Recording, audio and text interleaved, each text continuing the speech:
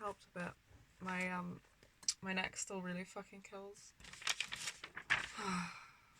I'm gonna try and go through this 13 steps for managing flashbacks one more time. 1. Say to yourself, I am having a flashback. Flashbacks take us into a timeless part of the psyche that feels as helpless, hopeless, and surrounded by danger as we were in childhood. The feelings and sensations you are experiencing are past memories that cannot hurt you now. 2. Remind yourself, I feel afraid, but I am not in danger.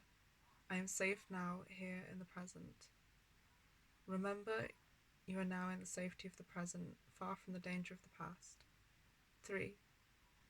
Own your right/need to have boundaries. Remind yourself that you do not have to allow anyone to mistreat you. You are free to leave dangerous situations and protest unfair behaviour. 4. Speak reassuringly to the inner child. The child needs to know that you love them unconditionally and that they can come to you for comfort and protection when they feel lost and scared. 5. Deconstruct eternity thinking. In childhood, fear and abandonment felt endless. A safer future was unimaginable. Remember, the flashback will pass as it has many times before.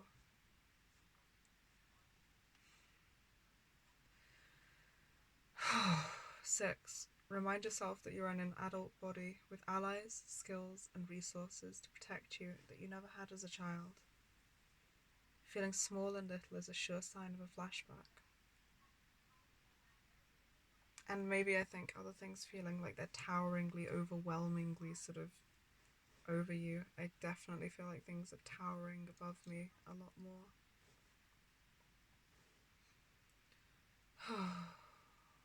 7. Ease back into your body. Fear launches us into heady, worry, or numbing, spacing out. 7 Part A. Gently ask your body to relax.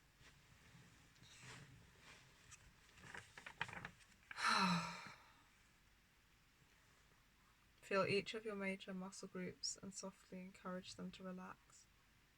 Tightened musculature sends unnecessary danger signals to the brain.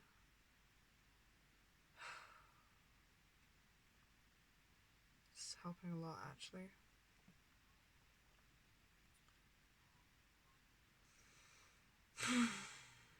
Seven Part B. Breathe deeply and slowly. Holding the breath also signals danger. C. Slow down. Rushing presses the psyche's panic button. D. Find a safe place to unwind and soothe yourself. Wrap yourself in a blanket. Hold a stuffed animal. Lie down in a closet or a bath. Take a nap. I'd recommend, definitely. A bath sounds really good. A nap sounds nice. E. Feel the fear in your body without reacting to it. Fear is just an energy in your body that cannot hurt you if you do not run from it or react self-destructively to it. 8. Resist the inner critics drasticizing and catastrophizing. Use thought stopping to halt its endless exaggeration of danger and constant planning to control the uncontrollable. I guess it's constant planning to control the uncontrollable is like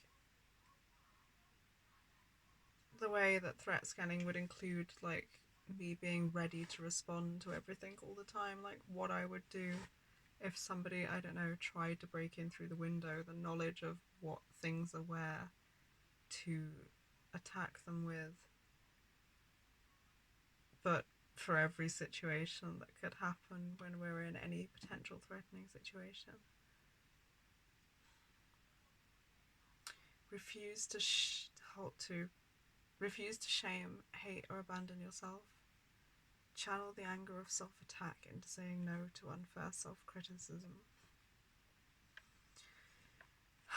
Use thought substitution to replace negative thinking with a memorized list of your qualities or accomplishments. And accomplishments. God damn, I'm exhausted.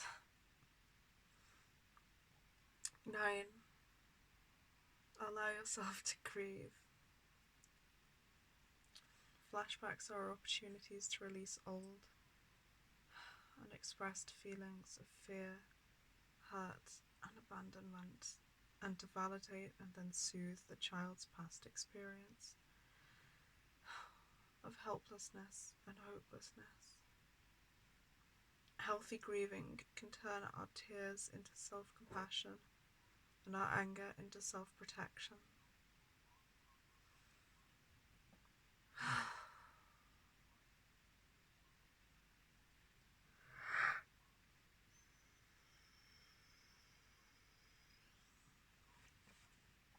It is fucking unfair.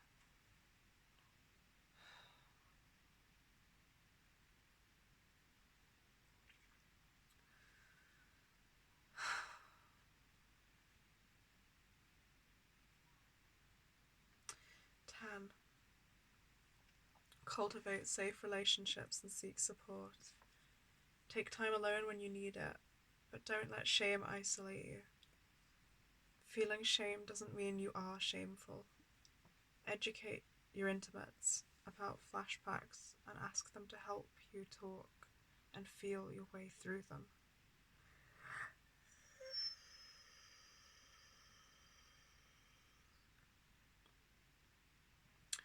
Learn to identify the types of triggers that lead to flashbacks.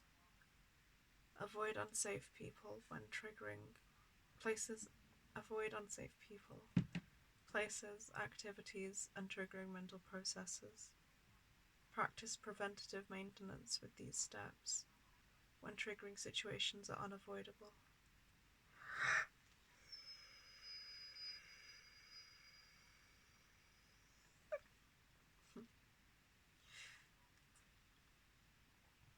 "12. Figure out what you are flashing back to. Flashbacks are opportunities to discover, validate, and heal our wounds from past abuse and abandonment.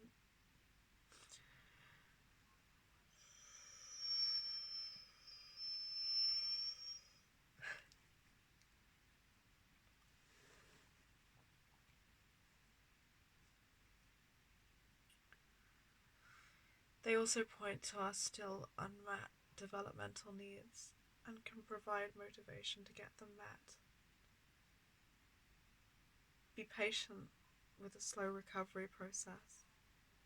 It takes time in the present to become unadrenalized and considerable time in the future to gradually decrease the intensity, duration, and frequency of flashbacks.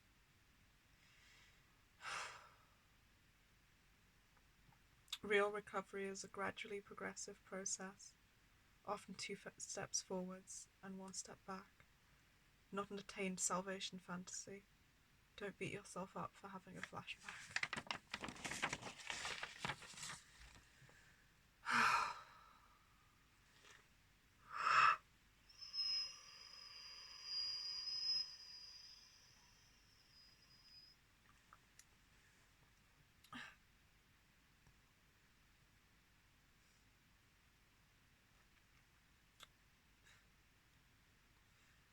It helps, if you're wondering.